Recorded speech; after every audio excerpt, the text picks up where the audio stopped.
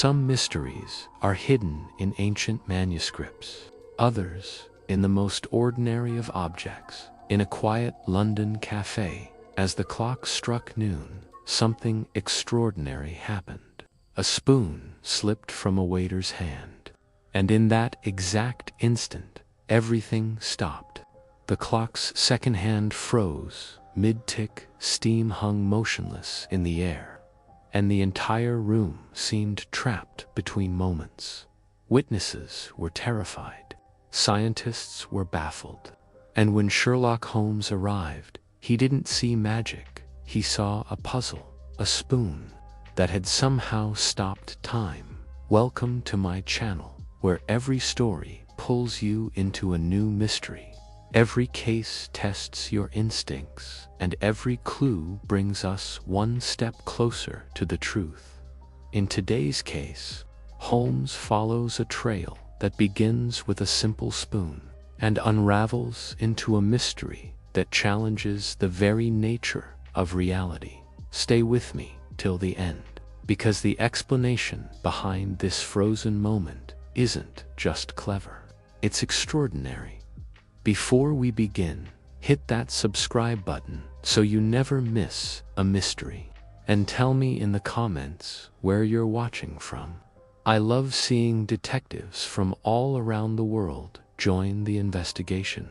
So, pick up your cup of tea and get comfortable, because today's case is worth every second until the very end.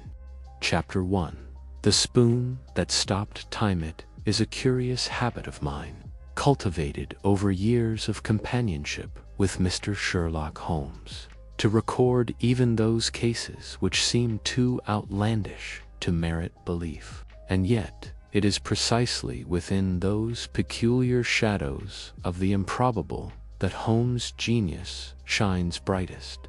The matter of the spoon, the one that by all accounts halted the very passage of time, was first brought to our attention on a pale October morning, with the city draped in a fog so thick one might believe London itself were holding its breath.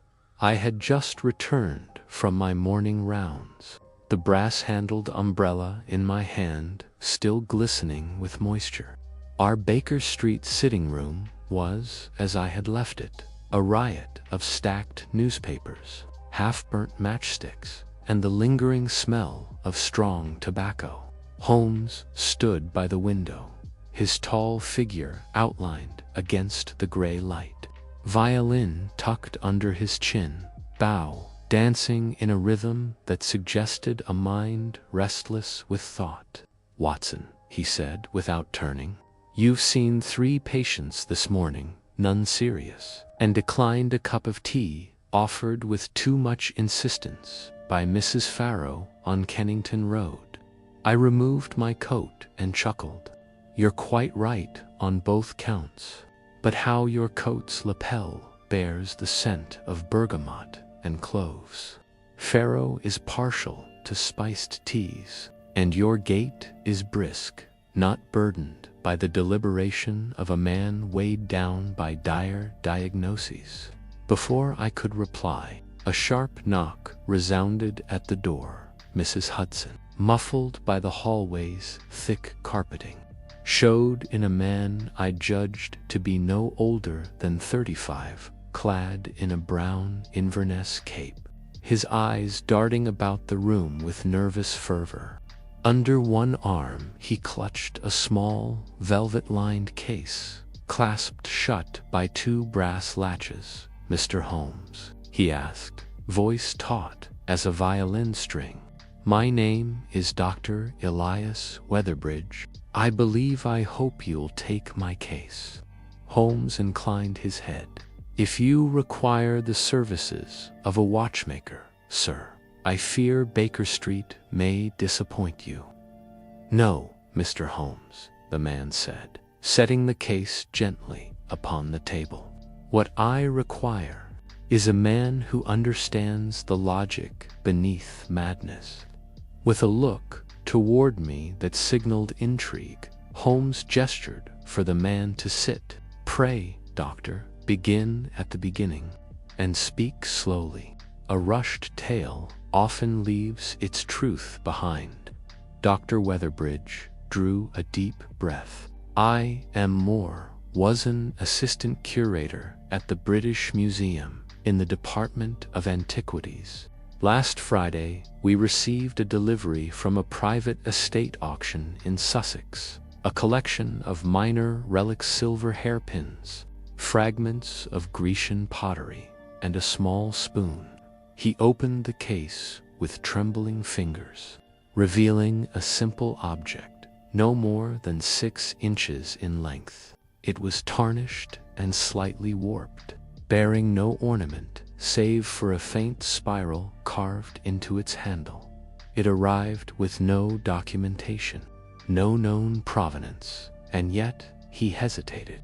Yet the moment I touched it, something happened. Holmes leaned forward, fingertips pressed beneath his chin. Go on. I had been cataloging items alone that evening, said Weatherbridge. The spoon was the last object. As I noted its dimensions, I held it in my palm. And everything stopped. Everything, I asked. The ticking of the wall clock, the hum of the museum's central heating, even the flicker of the gas lamps, all sound dull. It was as though I were suspended in amber for what seemed like minutes. And then, just as suddenly it resumed. Holmes arched an eyebrow. And you were not rendered unconscious. There were no signs of fainting, dizziness, or hallucination. None. I even tested it again. The same result. I showed it to no one. I feared mockery, or worse, dismissal. But then, yesterday morning, he faltered. His mouth opened, but he could not continue. Holmes sat back. Something occurred, Dr. Weatherbridge swallowed hard. My supervisor, Mr. Alderwick, discovered the spoon on my desk. He picked it up, and I saw it happen. Again he froze, his eyes wide and unblinking, locked in that impossible stillness. But unlike me, he did not awaken. He has been in a state of paralysis ever since. Watson leaned forward. You mean to say he is comatose? No, said Weatherbridge. He breathes. His pupils react to light, but he does not speak or move or sleep. It's as though he's still caught in that moment. A long silence followed, broken only by the distant rattle of a hansom cab below our window. And you've told no one else? Holmes asked. No one. I resigned this morning and came directly to you. Holmes rose and paced slowly toward the spoon, inspecting it from every angle, but careful not to touch it. You say this object has no record, no markings of historical significance, none that we've been able to trace. The estate it came from, Old Manor outside East Grinstead, was largely unremarkable. Holmes turned to me. Watson, pack your bag. We depart at once. He blinked. To where?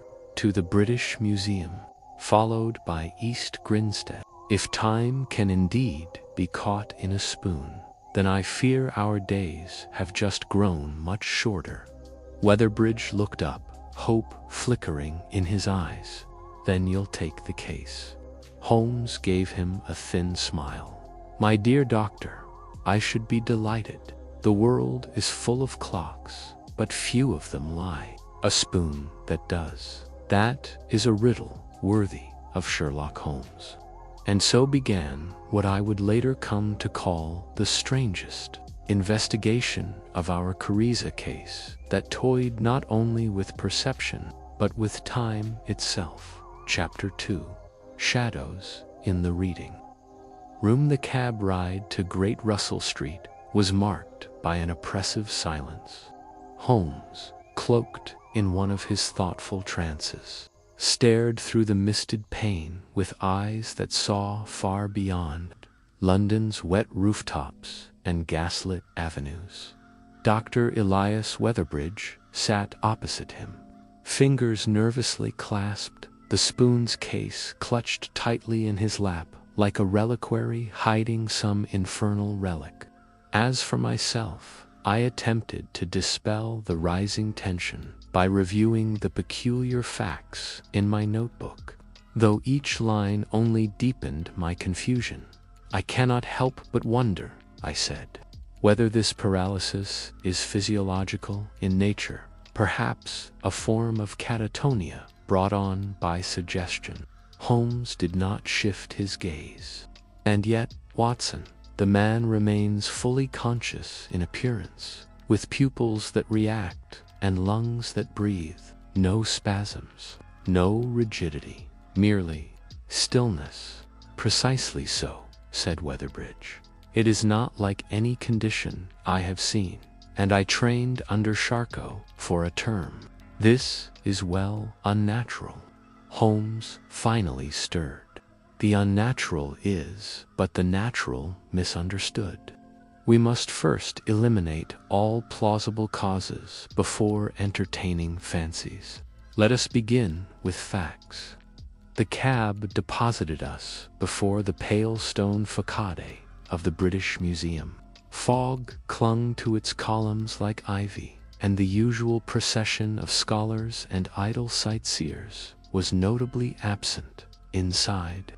Weatherbridge led us quickly through silent halls lined with glass-eyed statues and relics of forgotten empires.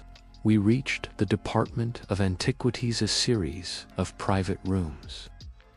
Behind the main Egyptian gallery, where the familiar scent of old parchment and chemical polish filled the air. "This way," he murmured, unlocking a heavy oak door marked curatorial access only. The room beyond was modest but orderly, a tall writing desk, several filing cabinets, and a long central table beneath a skylight whose light now barely pierced the clouded sky.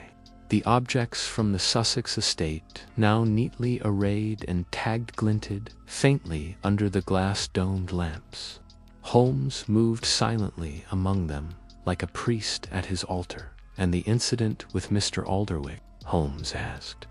Weatherbridge gestured toward a cushioned chair in the corner of the room, where a man lay propped against a support brace. He appeared entirely at ease, eyes half-lidded, hands folded on his lap, save for one damning detail. He did not move, not to blink, not to swallow, not to breathe more than shallowly. "My God," I breathed. "He's like a statue." Holmes observed the man for a long time, then turned abruptly. "When was the last time he was examined by a physician?" "This morning," Weatherbridge replied. "A consultant neurologist confirmed all vital signs were stable. No head trauma, no indication of stroke or embolism." Holmes knelt beside the inert figure, peering closely into his face. Then he took a small magnifying lens from his breast pocket and scrutinized the man's pupils. After a moment, he stood. "There is awareness there," he said softly. "Not thoughtless coma, but suspended thought, as if the needle of the mind's gramophone had lifted from the groove." "Holmes," I said, "you cannot believe the spoon itself is." "I believe nothing yet," he snapped. "I observe, and I test." He turned to Weatherbridge. "You have not touched the spoon since the incident?" "No, sir. I placed it back in the velvet-lined case and have handled it only by the corners." Holmes nodded. "Then I shall attempt a controlled observation." He stepped toward the table and carefully unclasped the case. The spoon lay nestled inside, its spiral handle catching the light in a way that made the eyes swim if one stared too long. Holmes examined it closely without touching it, then reached for a pair of kid gloves from his coat. "Note the time," he said. "It's 1:15." with the precision of a surgeon. Holmes reached forward and picked up the spoon by its bowl, holding it aloft. For several seconds, nothing happened. Holmes' gaze never wavered, and I could see the intensity behind his calm exterior. Then, he set the spoon gently back into the case and closed the lid. "No change in perception?" I asked. "None, though I confess a rather unusual sensation, faint tingling in the fingertips, as though one were brushing velvet backward, but no disruption of time. I suppose the object requires skin contact," I ventured. "Possibly.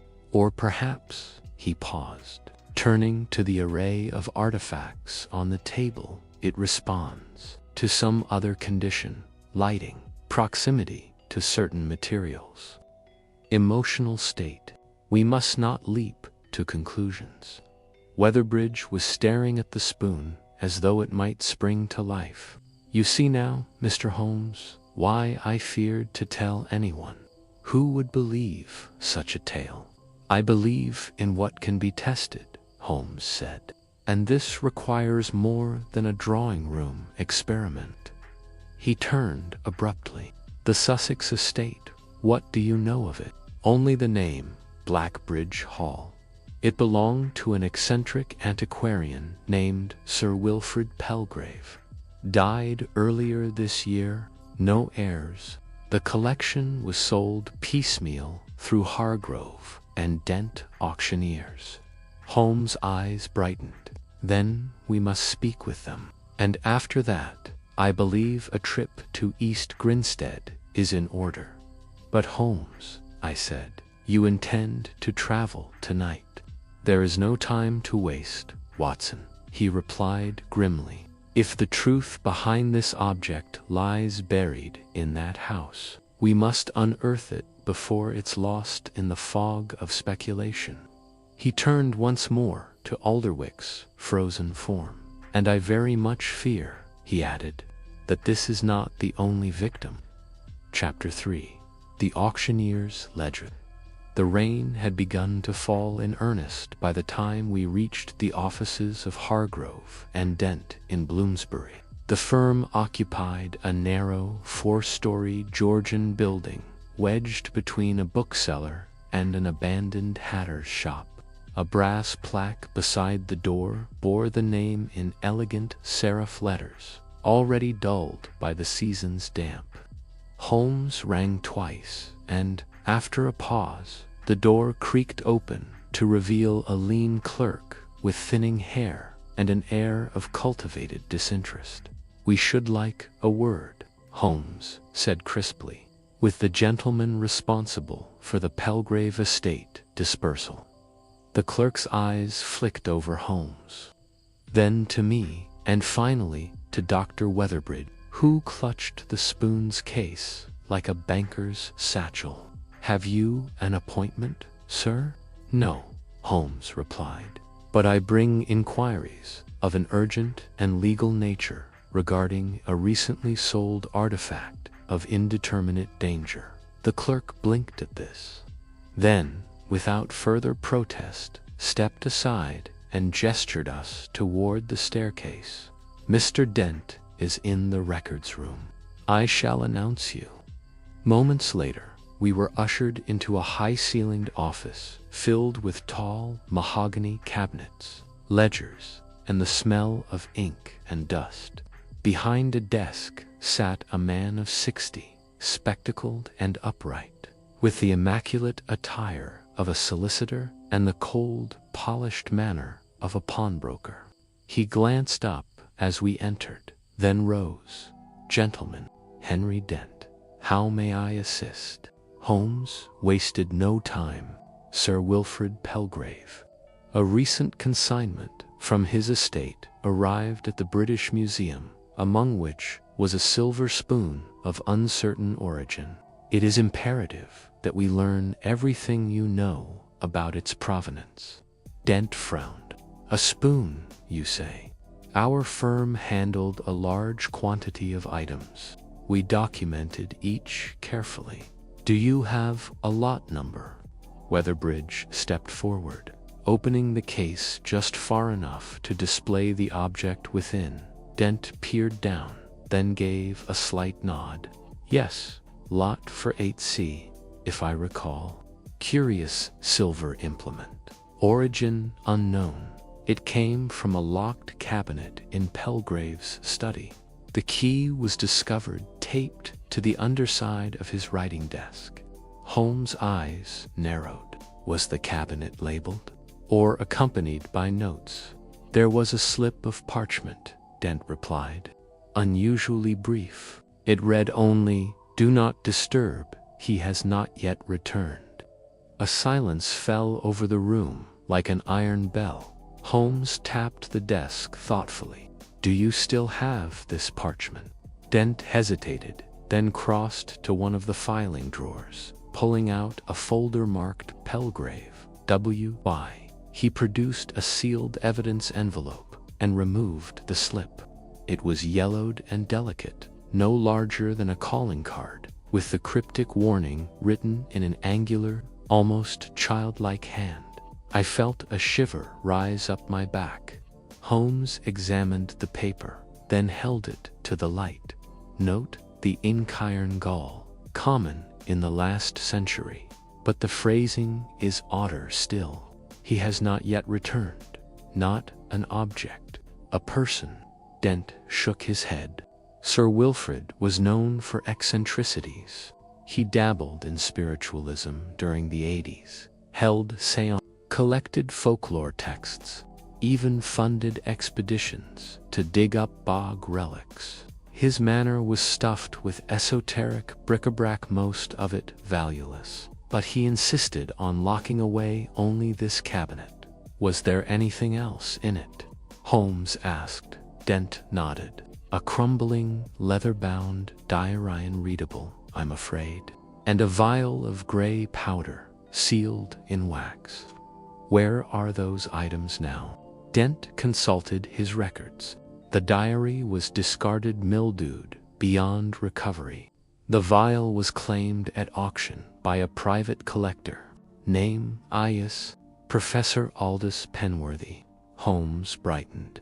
The antiquarian who lectures on Mesopotamian myths. The same. Holmes turned to me. Watson, we must speak with Professor Penworthy. But before we do, one final question. Mr. Dent, have you had any incidents since handling this spoon? Dent looked startled. Incidents. Unexplained lapses in time. Strange dreams. Unusual perceptions. Dent was about to laugh, but stopped short.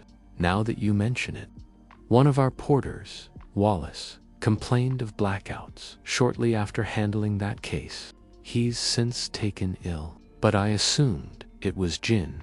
Holmes exchanged a glance with me. Perhaps not. We took our leave shortly after, the spoon now firmly resecured and kept from all touch. The rain had lessened to a murky drizzle as we stepped back into the street. Holmes, I said, what do you make of that note? He has not yet returned. Surely it's metaphorical. Perhaps, Holmes said softly, or perhaps Pelgrave believed what he wrote, that someone or something was taken, displaced, and the spoon, in his mind, held the key to their return. And you believe there's danger in keeping it. I believe, Watson, that certain objects carry with them the burden of the beliefs placed upon them. In rare cases, those beliefs leave residue. I frowned. Then, where are we bound now? To see Professor Penworthy, before whatever residue clings to that spoon finds another victim. And with that, Holmes hailed a cab, his expression graver than I had seen in months. Chapter 4. The Collector of Forgotten Time. Professor Aldous Penworthy resided in a quiet crescent near Hampstead Heath, in a house that was less a home than a private museum.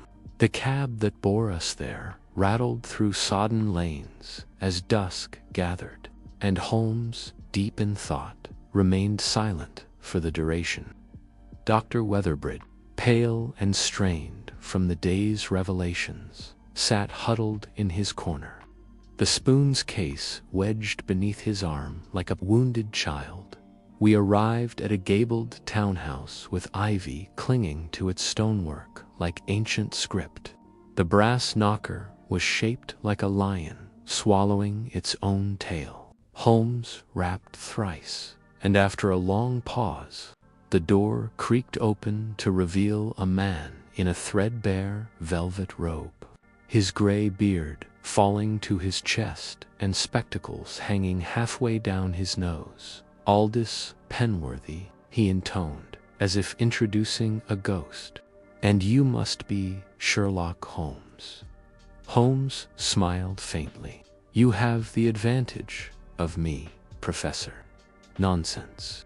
Anyone carrying that air of restless intelligence? Do come in. You arrive on the hour of dusk." Very appropriate. The house within was a trove of the forgotten, walls lined with cuneiform tablets, jade carvings, Sumerian statuettes, and unlabeled artifacts whose shapes seemed designed to mock identification.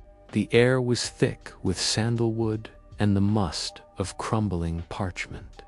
"You've come about the Pelgrave relic," Penworthy said, closing the door behind us. "The vial?" Holmes nodded. "And the cabinet from which it came. You acquired it at auction." "Indeed. I've long had an interest in Pelgrave's work." Half mad, most agreed, but in his madness was a strange method. His writings on instruments of temporal disjunction, obscure, yes, but haunting. I hoped the vial might contain residue from one of his so-called experiments. He led us to a side room where a glass-topped display case sat in the center of an otherwise bare study. Within it rested a slim vial, still sealed with a dark red wax and containing a small amount of fine gray powder. "Have you opened it?" asked Holmes. Penworthy chuckled. "My dear sir, I may be eccentric, but I am not a fool. Pelgrave's notes warned quite explicitly not to expose the substance to moisture. It was supposedly collected from a site where time had been fractured. A poetic flourish, no doubt, but I take my precautions." Holmes examined the vial closely, then looked up. "Did you also acquire a diary?" Penworthy nodded. "Ah, that. In ruinous condition, tired pages rotted through. But I salvaged a few legible lines. Would you care to see them?" He crossed to a drawer and retrieved several sheets of copied parchment. Holmes and I leaned in as he laid them out. Most of the fragments were incoherent, a mixture of dates, symbols, and phrases written in a fevered scrawl. But one passage caught Holmes' attention. The moment repeated, yet never the same. "I saw my own hands twice, heard footsteps that arrived before they were made. The spoon is not an object, is a keyhole." He looked through it once, and now time swallows him. Holmes tapped the word keyhole. Remarkable. Whoever he was, Pelgrave believed he had been drawn into some distortion of time. Whether madness or metaphor, the conviction is clear. I could not suppress a shiver. "You don't mean to suggest he truly believed time could be what? Looped? Stolen? Perception is everything," Holmes said. "A man convinced he has glimpsed a moment out of sequence may act on that belief, and in doing so, create the very disruption he fears. We must tread carefully." Penworthy cleared his throat. "I must confess, since acquiring the vial, I have had, shall we say, the chiming of the grandfather clock occurring before the hour, a ringing in my ears that comes only when I pass the study. Perhaps coincidence, but—" he trailed off. Weatherbridge spoke for the first time since entering. "Sir, I fear it is not coincidence. A colleague of mine has fallen into a state of living paralysis after contact with the spoon, and others may already be affected." Penworthy looked to Holmes with growing unease. "Then you believe Palgrave's obsession was not entirely ungrounded?" Holmes did not answer immediately. He stood, moving to the window and gazing out toward the rising fog beyond the trees. "I believe that what is dangerous," he said at last, "is not the object itself, but the pattern it creates, fragments of cause and effect scattered out of order. An illusion of impossibility. An illusion, Professor, is the most powerful weapon the mind can wield against itself." He turned to us briskly. "Come, Watson. We must reach Blackbridge Hall before night's memory fades. The house may already be erasing its own truths." Penworthy looked startled. "You intend to visit the manor?" "Indeed," said Holmes. "There is only so much that can be deduced from fragments and theory. At some point, one must step into the heart of the disturbance." Weatherbridge stood, the case still clutched like a coffin. Holmes paused at the door and turned back to the professor. "One final question. Did you ever meet Palgrave in person?" "Once," Penworthy replied. "At a symposium in 1889, he spoke for precisely 8 minutes on the subject of temporal curvature in architecture. Then he stopped mid-sentence and said, 'It's already happened.' He left without another word." Holmes nodded, eyes narrowing. "Then, perhaps, it has." And with that, we stepped once more into the darkening street, bound for the house where time, if the diary was to be believed, had ceased to behave like time at all. Chapter 5. Blackbridge Hall. The road to East Grinstead wound like a thread pulled loose from the edge of the world. Mist drifted through the branches of sleeping oaks as our hired brougham rocked along narrow, half-forgotten lanes. The hour had passed midnight, and yet Holmes showed no fatigue, his eyes sharp beneath the brim of his hat, lips moving soundlessly, as though rehearsing a theory not yet ready to be voiced. Dr. Weatherbridge sat beside me, chin tucked to his chest, one hand resting on the spoon's locked case. He had scarcely spoken since we left Professor Penworthy's, and I feared that the weight of responsibility, both literal and metaphorical, was pressing on him more heavily than he realized. At last, we arrived. Blackbridge Hall loomed ahead, a silhouette etched against the pale moonlight. Its roofline staggered like broken teeth, and vines curled over its stone walls in a grip that seemed less like overgrowth than possession. A rusted gate hung open at the entrance, squeaking faintly in the wind. "Bleak place," I murmured. "Precisely why we've come," said Holmes. The front door responded to Holmes' knock with a deep groan and creaked open under its own power. The entry hall was vast, shadowed, and thick with dust. A grand staircase curled upward, but the air bore none of the warmth of habitation. No caretaker met us. No candlelight greeted our approach. "Did you arrange for the groundskeeper to meet us?" I asked. Holmes shook his head.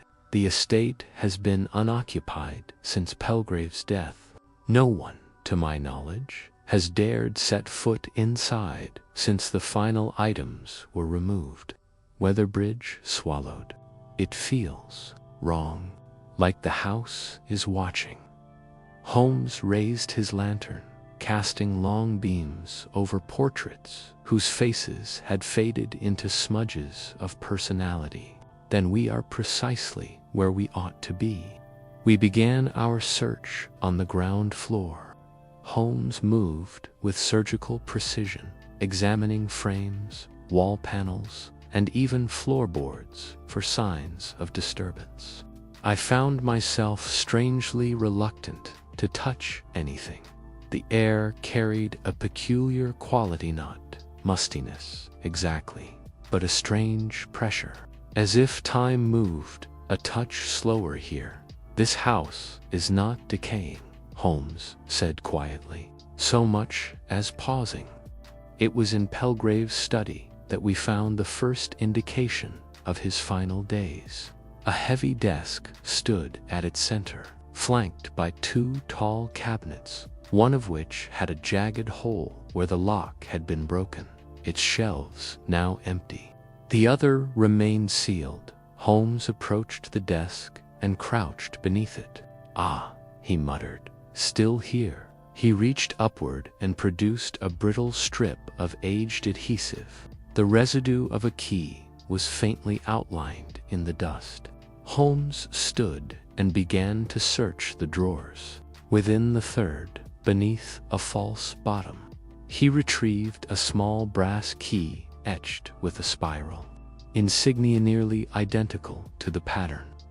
Carved into the spoon's handle, he crossed to the locked cabinet and inserted the key. The tumblers clicked and the door swung open. Inside were 4 items: a rolled sheaf of drawings, a pocket watch with no hands, a thin black-bound journal, and at the back of the shelf a mirror no larger than a saucer, its surface clouded like tarnished silver. Holmes took out the journal and flipped through its contents. More of Palgrave's thoughts, fragmented. "Listen to this." He moved before he arrived. I followed, but could not reach. "The spoon is merely one gate. The watch was his compass. I shattered it, but he remains lost." He closed the journal and examined the pocket watch. No mechanism, no ticking. A timepiece that tells nothing. Weatherbridge peered over Holmes' shoulder. "And the mirror." Holmes held it aloft. "A convex surface. Look, see how it bends the room unnaturally. The walls seem to curve inward, as though collapsing." As I looked, I felt a faint disorientation, as though the floor had shifted subtly beneath me. "Enough of that," Holmes muttered, slipping the mirror into his coat. I turned to the drawings. They depicted floor plans, odd angles, and a diagram of a spoon-shaped object suspended over what appeared to be a compass rose. In the margin, Palgrave had scribbled a question: "How can a room occur before it is entered?" "Holmes," I said, "this is madness." Holmes shook his head. "It is madness with pattern, Watson, which is often more dangerous than chaos." A sudden sound halted. Usalo Creek above Weatherbridge stiffened. "There's someone here." Holmes raised a finger, listening. Another creak followed, and then silence. "The upper floors," Holmes said. Striding toward the stairs, we ascended carefully, each step moaning beneath our feet. On the landing, moonlight from a broken window cast shifting shadows. Holmes turned left toward the servants' wing. A door hung ajar at the end of the corridor. Holmes approached and gently pushed it open. Within was a child's bedroom abandoned long ago. Toys lay scattered on the floor and above the fireplace. Someone had written in charcoal, "Still waiting," and there, in the center of the bed, lay a shape, not a person, not entirely. It was the outline of a man, his features invisible, as though he had been drawn in smoke and then left to blur. He did not breathe. He did not move. Weatherbridge gasped. "That's not Alderwick." "No," Holmes said softly, "but it is someone. Perhaps the one Palgrave believed had not yet returned." The figure flickered. Only slightly. A blink too slow for the eye. Holmes turned. We are dealing not merely with illusion, but with dislocation. Someone or something has stepped outside of sequence. And if this is the result, we may already be too late to prevent it spreading. Chapter 6. The note that came before it was written. The ride back to London was conducted under a cloak of silence. Holmes remained coiled in thought, the strange mirror clutched tightly in his gloved hands, turning it slowly, cautiously, as though weighing its ability to reflect more than mere image. Dr. Weatherbridge sat rigid and pale, eyes unfocused, murmuring the phrase we had seen scrawled in the child's room, still waiting as if trying to map its logic into sanity. For my part, could find no rational foothold. We had seen something, someone that appeared real, though clearly not of sound body, nor, perhaps, of sound time. Holmes had spoken of dislocation, but no theory of medicine, psychology, or physics I had studied in my years as a military doctor could explain the stillness of that shape in the bed, nor the way it had seemed to shimmer at the edge of sight, like breath on a mirror. It was not until we reached Baker Street, the lamps flickering with early dawn behind lace-curtained windows, that Holmes stirred from his reverie. We must test what we found. You intend to experiment with that thing. I gestured at the mirror now resting on our table. Would you rather we remain passive while time collapses in on itself? He replied. No, Watson. Observation is our only ally. For now. He placed the mirror flat and retrieved the spoon's case from Weatherbridge, who relinquished it without a word. Then Holmes retrieved the spiral-marked brass key from his coat pocket and laid it beside the two artifacts. He lit a single lamp, its flickering casting exaggerated shadows that danced across the floor. He stared at the three items: a mirror that curves perception, a spoon that halts motion, a key marked by the same spiral found in Palgrave's notes. The elements are here, Watson, but the equation is incomplete. I watched him cautiously. Holmes reached forward and opened the spoon's case. Withdrawing the object with gloved fingers, I shall touch the spoon with bare skin. You will observe. Take note of the clock, the shadows, the lamp. Should anything alter perceptibly, Holmes? No, I interrupted. You saw what happened to Alderwick, and what you yourself suggested, that these objects function not as relics, but triggers. Holmes gave me a patient glance. Precisely why someone must risk triggering them in a controlled environment. He pulled the glove from his right hand. Time, Watson. 6:28. Holmes pressed his fingertips to the handle of the spoon.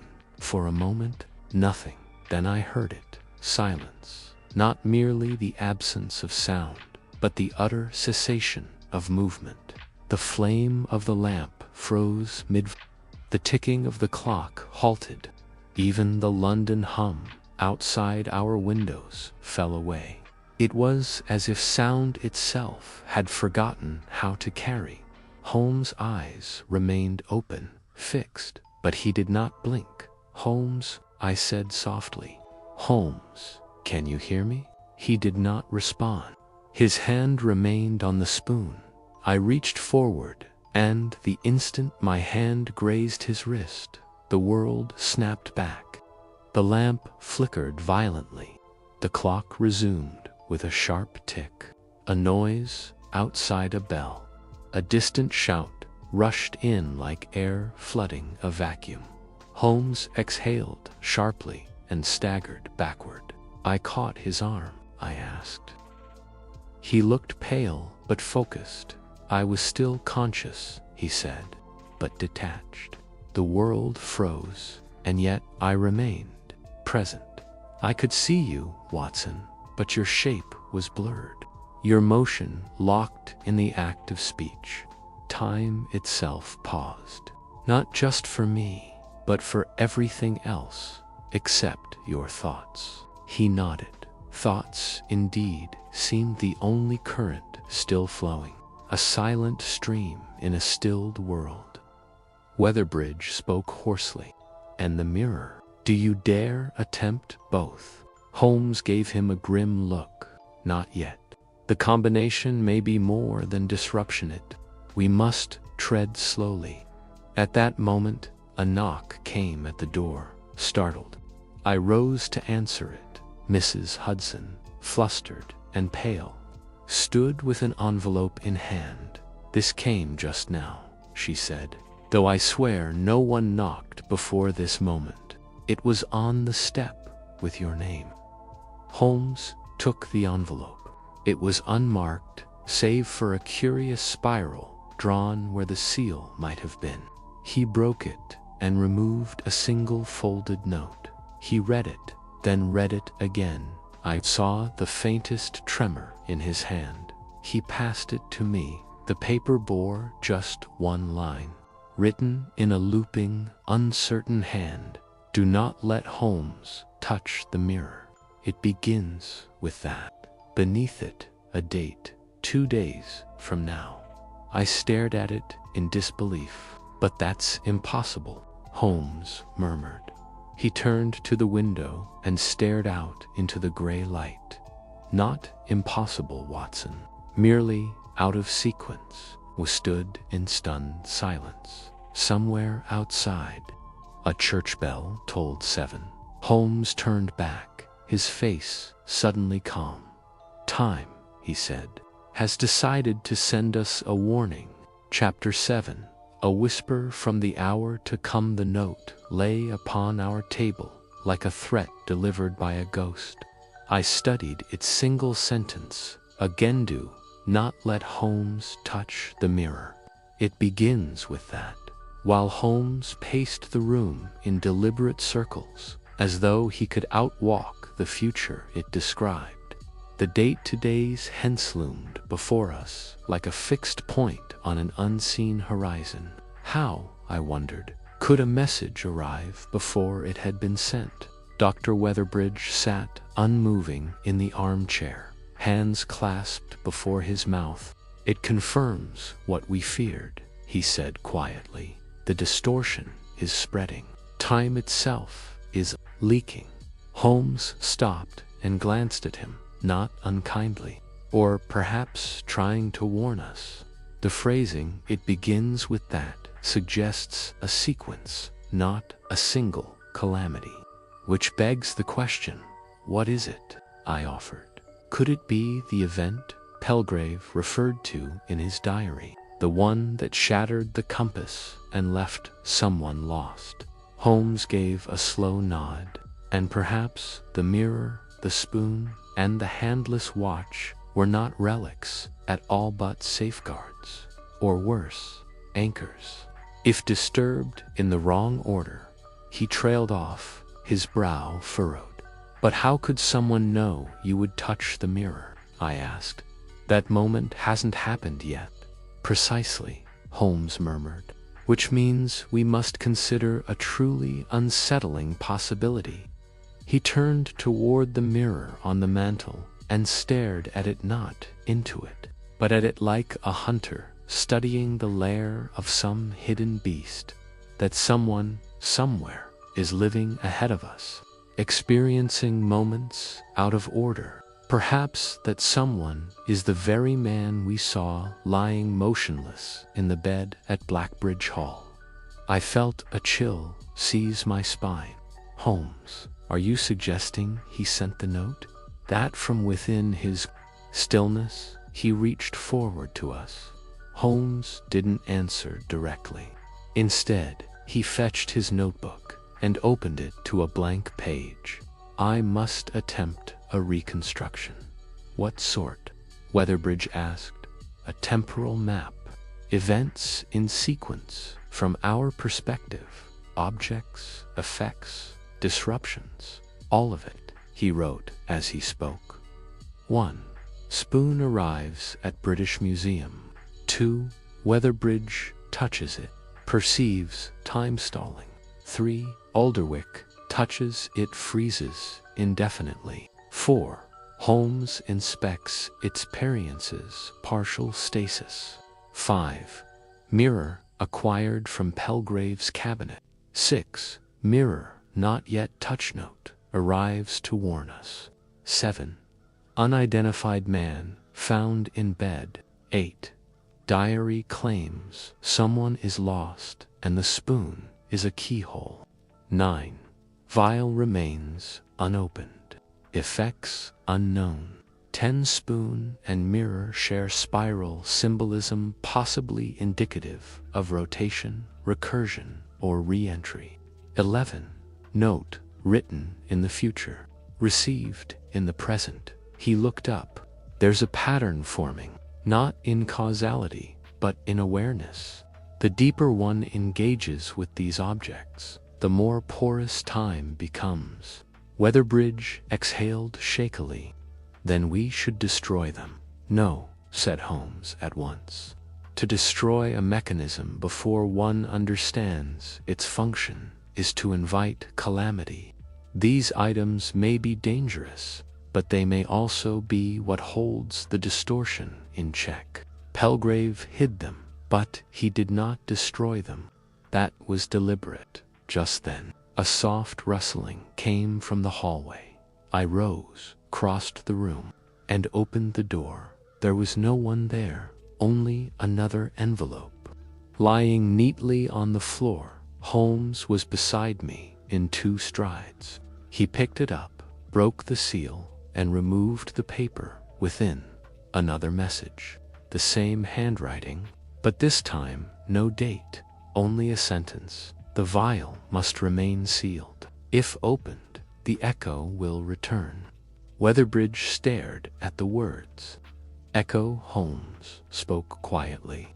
Perhaps not sound, but a moment, repeating. A fragment of time sent ricocheting into the present. I asked, could it mean the man we found? He is the echo? Or what's left of him? Holmes said. The room felt close, the air thick with meanings we could not name. Enough of cryptic warnings, I said. We must act. Can we not deliver the spoon to Scotland Yard? Or seal it away again? Holmes shook his head. And if this matter goes beyond law or science, we must proceed, Watson, but with care. There is one next step we must take. He turned to Weatherbridge.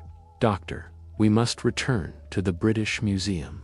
You mentioned that the item was first unwrapped there, alone, under gaslight. Weatherbridge nodded slowly. Yes, in the reading room annex. Late at night, Holmes' gaze was distant. Then I must see it. Not the spoon, but the room, the arrangement, the moment. These distortions are not born in things. Watson, they are born in conditions. We must discover what, precisely, has been disturbed. I felt unease gnaw at me. And if the museum resists a midnight visit, Holmes looked grim. Then we enter as shadows, for the truth now hides where clocks forget to chime. And so, once again, we readied ourselves to chase a mystery not into the past, but into time's unraveling present. Chapter 8. The stillness beneath the Domet was well past midnight when Holmes, Weatherbridge, and I approached the rear entrance of the British Museum. The fog hung thick and silver along Great Russell Street, veiling even the gaslights like lanterns in milk. Holmes had written earlier to a sympathetic official who had granted us discreet access under the pretense of a matter of urgent scholarly investigation. It was a fiction, yes, but not entirely a lie. We were met by a lean, stoop-shouldered night porter who spoke only in whispers, as though afraid to disturb something slumbering within the marble halls. "The key to the annex room is here, sir," he said, passing it to Holmes. "No one else is inside. The others left hours ago." Holmes nodded. "And you've noticed nothing unusual? Sounds, lights." The porter hesitated. "There's one lamp. It's gone odd. Flickers, even though the gas is steady. I've replaced it thrice. Keeps starting back up when no one's in the room." Holmes tucked the key away. "Thank you. Remain at your post stand. If we do not emerge by morning, call no constable. Fetch only Inspector Lestrade or a doctor you trust. No one else." The porter blanched but nodded. We entered the museum and moved silently through its yawning galleries. The artifacts of empire loomed above us in shadowed rank sphinx heads, Greco-Roman torsos, the cracked weight of Babylonian stone tablets. The silence here was not peace, it was expectation. We reached the annex of the reading room, a place I had once visited as a boy, full of dim corners and the rustle of vellum. Tonight, it stood hollow, save for a few dust-covered chairs and the sputtering of the lamp the porter had mentioned. Holmes closed the door behind us with a quiet click. Weatherbridge spoke softly, as if the air itself might tear. "This is where I first handled the spoon. Reconstructed," Holmes said. "Every detail. Where were you seated? Which direction were you facing? What light was present?" Weatherbridge gestured to the desk beneath the flickering lamp. "There I had the spoon wrapped in muslin. I was cataloging its dimensions. As I pressed my thumb to the spiral, everything stopped." Holmes moved to the desk, scanning its surface. He examined the lamp closely, then turned to the shelves along the rear wall rows of catalogs, field reports, and accession ledgers. He removed several books at random, opening them, flipping pages rapidly. Then he paused. "Watson," he said, "come here." I stepped beside him and looked down at the page he held open. It was an accession ledger, bound in worn black cloth. One column contained entries for items received, another for their measurements and estimated dates, and then, in a tight margin note, something peculiar. Object 48C logged 3 days before arrival. Entry verified by Weatherbridge. I turned to him. "Is this accurate? Did you see this entry before the spoon was delivered?" He blinked. "No, that's impossible. The item wasn't even uncrated until Holmes snapped the book shut. And yet your handwriting appears here, beside a date that predates the object's arrival." The room seemed to tilt slightly. "This is a fingerprint, Watson," Holmes said, "but not of a person of a moment that has been pulled forward. We are no longer dealing with a linear unfolding. We are walking through a narrative that loops. The spoon isn't causing it, it's caught in it." "Then why now?" I asked. "Why has this disruption only begun?" Holmes turned slowly and pointed to the lamp above us. "Because someone disturbed the pattern. Not you, Weatherbridge, but someone else." He approached the far wall, eyes narrowing. "There's a panel here," he said. "This room is older than the rest, designed with double walls, like many of the original reading cells. Look," he pressed a section of the wall. A faint click. A panel eased open with a dry hiss of old hinges. Behind it, in the hidden alcove, was a crate, broken, empty. "Another object," Holmes said. "Removed, likely within the last week." Something kept sealed for decades, perhaps centuries. Weatherbridge stared. I never saw that compartment. Of course not. You were never meant to. Holmes crouched, examining the dust. Footprints, small, narrow, likely a woman. And here he lifted something from the floor. A strip of cloth, torn, stiff with dried wax. Holmes held it up. She opened something here. Something Pelgrave meant to keep buried. A second spoon, I asked. Or the other half of the key, Holmes said grimly. Then, as if summoned by our very breath, the flickering lamp above us shattered. Glass burst outward. Darkness fell like a curtain. For a single instant, no more than a blink, the room ceased. Sound vanished. The walls melted inward. The floor beneath us did not tilt or shift, it stuttered. A moment, repeated. Then another. I saw Holmes' hand reach for the mirror on the descant, saw the same motion again, but half a second before it happened, and then it passed. The air crashed back. A thunderclap of silence, broken. We stood exactly as we had, yet wrong, somehow. The mirror, untouched. The lamp, still broken. Holmes exhaled slowly. We are too deep now to retreat, he whispered. Whatever this is, it no longer obeys order. The missing object was the final hinge, and now time folds like paper around us. He stepped back into the center of the room, and whoever took it, he said, has already gone where we cannot follow. Chapter 9. The woman with no yesterday. The fog that greeted us as we exited the British Museum was unlike any I had known.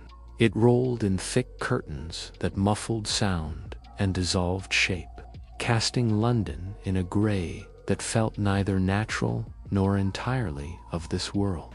Street lamps flickered erratically. A clock tower chimed the hour 4, though my own watch insisted it was just past 3. Holmes strode through it all with swift precision, his coat flaring behind him like a sail caught in unseen winds. I followed close, Weatherbridge trailing in haunted silence. We are looking, Holmes said, for the absence of history. I frowned. Come again. The ledger mentioned an object being removed. A hidden alcove, concealed for decades. Someone found it and took it. That person may not exist on any official record, Watson. No address, no lineage. We must find someone who left no footprints because they came from a path not yet walked. We reached Baker Street by 4:30 or 5:30, depending on whose timepiece one believed. Holmes immediately began tearing through newspaper clippings and correspondence. He rummaged in a small iron box marked Obscure Claims Verified, emerging with several letters and a faded photograph. Watson, do you recall the London Symposium on Pre-Newtonian Anomalies? 3 years ago. Only vaguely. You refused the invitation, as I recall. Quite, but I kept the program. He unfurled a folded sheet. Among the scheduled speakers was a name I did not recognize. Miss Annalise Delphine, Temporal Artifacts and the Persistence of Memory in Relic Form. Delphine, Holmes repeated. A woman who vanished from public record following her presentation. No publications, no lectures, no mention in museum circles. Yet her name appeared on the Pelgrave auction registry as an absentee bidder twice. Weatherbridge spoke, his voice rasped from disuse. I know that name. She once visited the museum, quiet, thin, wore gloves, even in summer. Said she was researching objects that remember, She asked to see the contents of our non-catalogued vaults. I denied her access. Wise, Holmes murmured, but she found them regardless.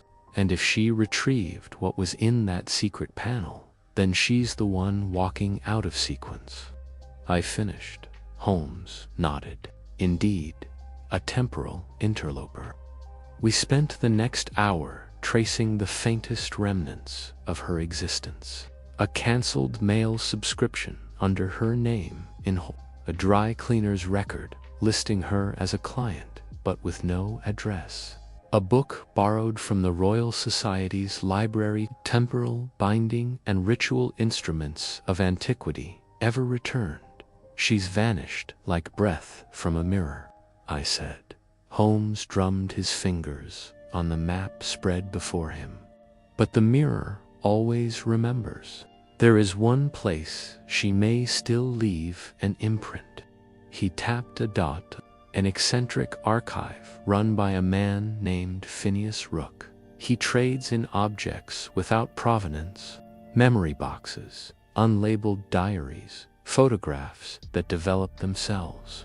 He records not what is, but what might have been. We arrived by 7.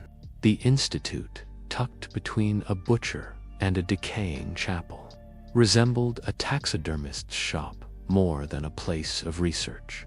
Bells jingled as we entered. A wiry man with brass spectacles and mismatched shoes emerged from behind a curtain. "Mr. Holmes," he said without surprise, "you've come looking for the woman who walks in echoes." Holmes' brow lifted slightly. "You've seen her. Once, perhaps twice. She comes at dusk. Sometimes speaks before you ask. Sometimes answers things you haven't said yet." He reached under the counter and produced a lacquered box the size of a hat case. "She left this for you." Holmes stared. "How could she?" Rook shrugged. "She said you'd understand when the time came.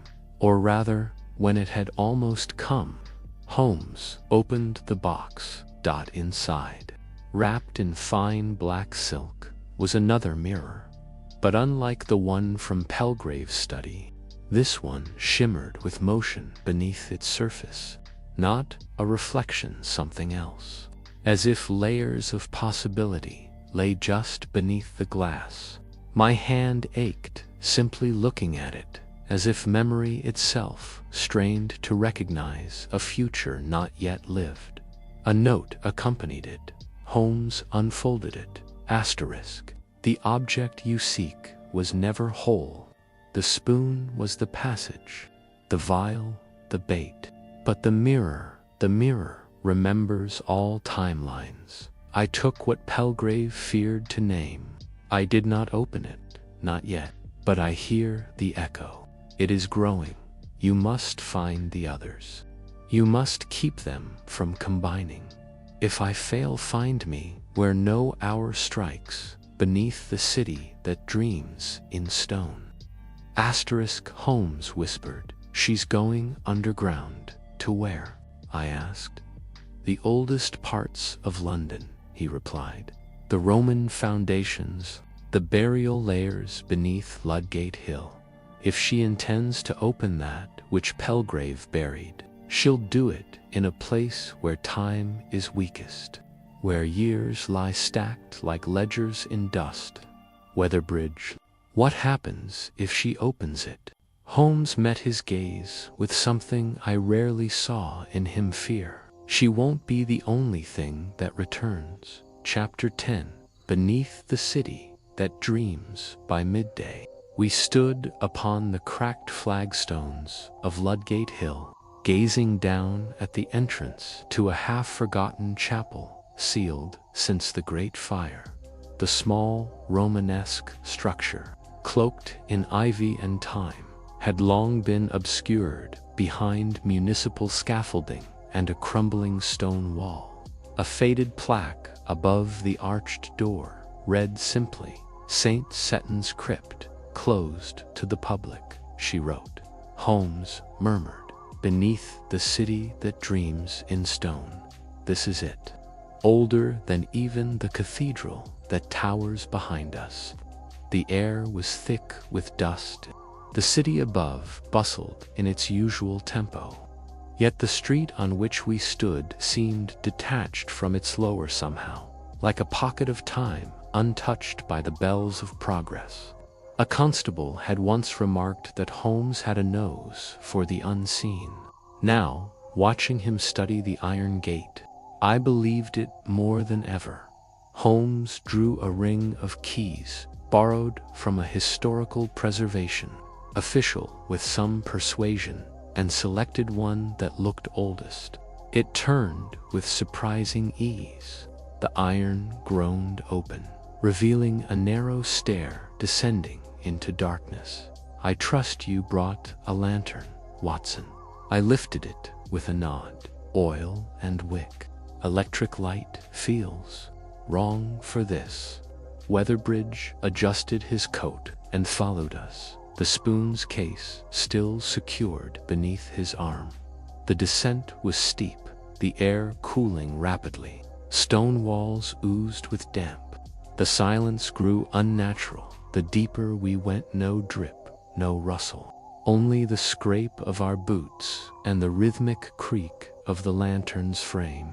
After a dozen turns, the stair ended in a vaulted antechamber, chiseled with Latin inscriptions. "This predates the Saxon foundations," Holmes observed, running his hand along a wall. "Roman engineering, perhaps older. The chapel above is merely a shell." At the chamber's end stood a pair of archways. One was blocked by fallen stone. The other yawned open, as though waiting. We chose the latter. Beyond it, a long corridor stretched into shadow. It was lined with alcove niches once used to house bones, now empty. As we passed, Weatherbridge stopped, his breath catching there. He whispered, pointing. On the wall, scratched in soot or ash, was the spiral symbol again. The same motif carved into the spoon.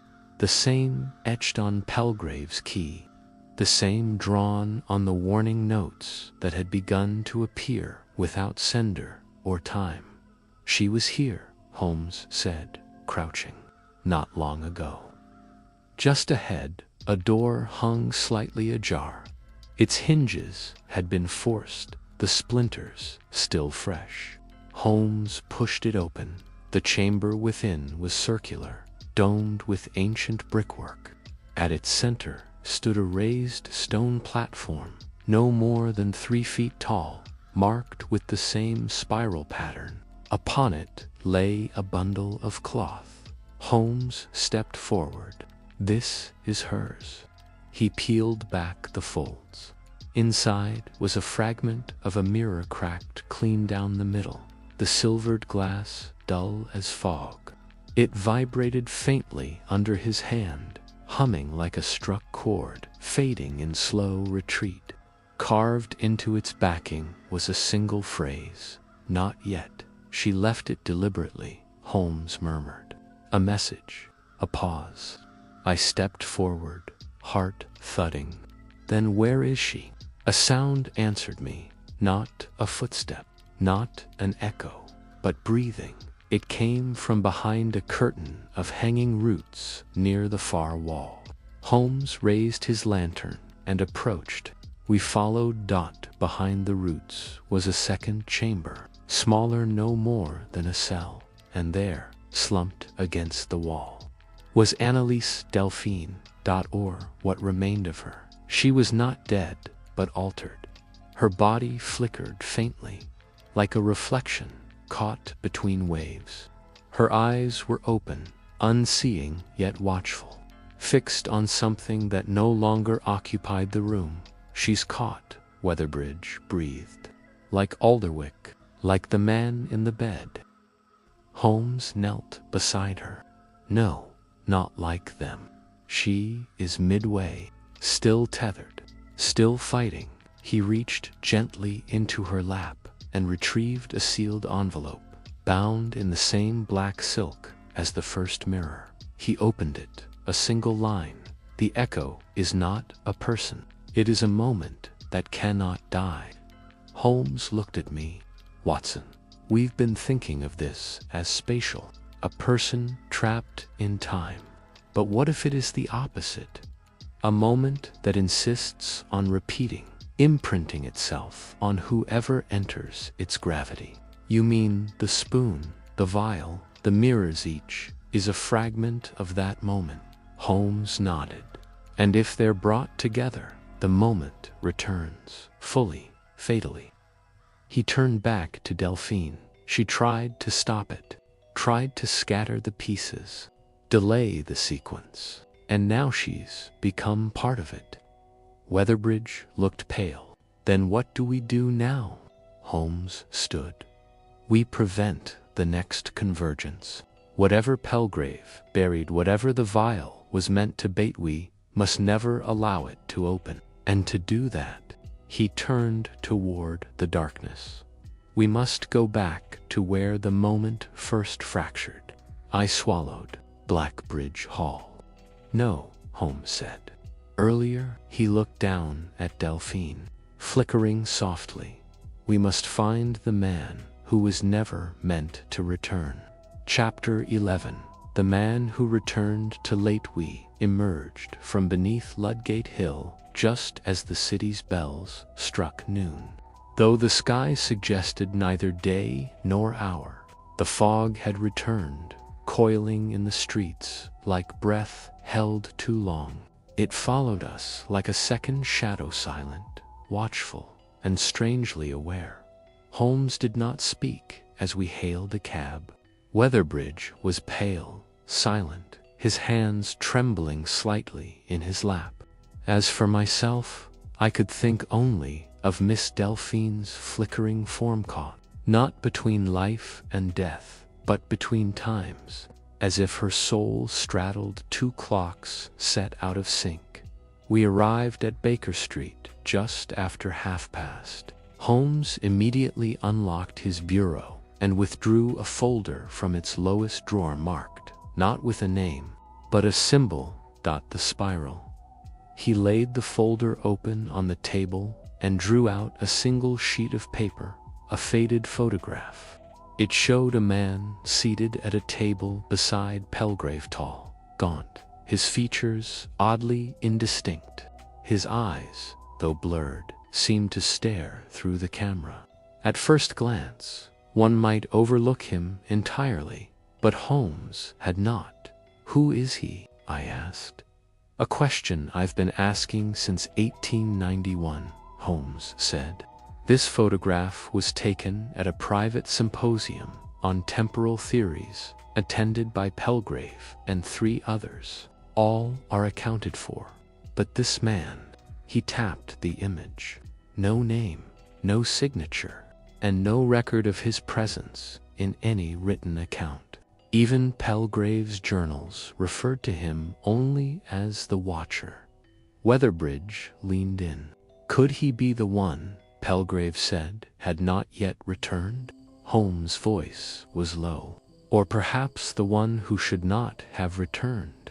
I frowned. Do you believe this man is still alive? Holmes nodded slowly. Or returning. Over and over again, he spread out the other contents of the file. Notes, drawings, a list of names crossed out.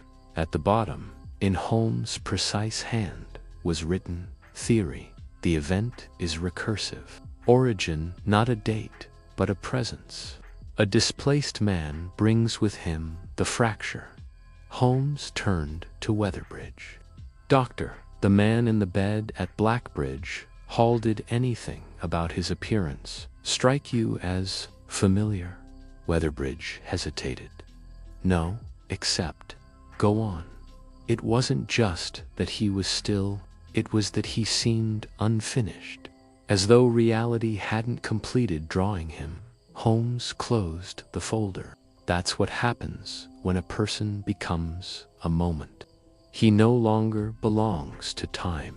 He is time, looping endlessly. And this watcher is the cause, I asked. Holmes nodded. Or perhaps the key. If we can find where he first emerged, we may understand how to stop the loop from completing. He rose and began pacing. Watson, what do you know of Blackbridge Hall's history? Only what we've learned. Pelgrave's estate, filled with odd relics, shuddered after his death. Not entirely, Holmes said. I've consulted surveyors' records and historical charters. Before Pelgrave inherited it, the estate belonged to a reclusive gentleman named Thaddeus Greeran, amateur astronomer, who vanished in 1859. No heirs. Pelgrave bought the property 2 months later at a suspiciously low price. And this Greer, I asked. Any connection? Possibly, Holmes said. He built a tower on the north side of the estate, called it his Cronovo. Neighbors believed he'd gone mad, claiming he'd discovered a breach in the hours. That tower was torn down by Pelgrave, but its foundation may remain. Then you mean to return? Weatherbridge asked. Holmes nodded. We must find the place where the fracture first occurred, where the moment entered. I believe this watcher, whoever he is, came through that breach, and he brought with him the spoon. A sudden knock at the door interrupted us. We froze. Holmes moved to it, opened it, but no one stood on the threshold. Only an envelope, pale gray, resting on the floor. Holmes picked it up and broke the seal. He read the message aloud. I saw you see me. You weren't meant to yet. The tower was not broken, it was sealed. Open it, and the moment begins again. We stood silent for several seconds. The words hung like frost in the air. Weatherbridge whispered, he knows we're close. Holmes turned to me. Watson, ready your revolver. Not for defense, but as an anchor. If this breach begins to pull, I'll need something real to return to. And where are we going now? I asked, my mouth dry. Holmes looked toward the window. The fog outside had grown darker, as though evening had arrived ahead of schedule. We go back to Blackbridge Hall, he said. And this time, Watson, we open the sealed vault beneath what is no longer a tower. Chapter 12. The Vault Without Hours. The train that carried us to East Grinstead rumbled through a landscape of creeping shadow. Though the timepiece in my waistcoat swore it was just after 4, the sun had already fled the sky, and the countryside beyond the window moved with an almost imperceptible stutter, like an image projected from a lantern slide half-rotated between frames. Even Weatherbridge, who had spoken little since Ludgate, sat now in rigid silence, clutching the spoon's velvet case as though it might shatter if jostled. Holmes said nothing for most of the journey. He sat with arms folded and eyes closed, but I knew from long association that his mind raced beneath the stillness. Only once did he murmur a sentence, barely loud enough for me to hear. Sealed. Not broken. Blackbridge Hall emerged from the mist like a wound reopened. The grounds, long choked with vines and rot, seemed subtly altered as though the house, aware of our return, had twisted itself slightly in our absence. The air around it was still, but oppressively so. Even the wind dared not speak. We approached the north wing first, led by Holmes and the now oft-used beam of my lantern. The old brick wall bore clear signs of restoration, the discoloration where something once adjoined the main structure. No tower remained, but the land remembered. Here, Holmes said, kneeling, Note the pattern. Stones cut in a half circle. The foundation is intact, only buried. Weatherbridge joined us, glancing nervously behind him. If there's something sealed beneath. There is, Holmes said flatly, and it's been waiting to open. We retrieved spades from the storage shed near the stables, miraculously still intact, and began to dig. Earth gave way quickly. Beneath the third layer of stone, we uncovered a trapdoor of ancient iron, its ring handle worn to a smooth nub. Etched into the center was the spiral. Holmes did not hesitate.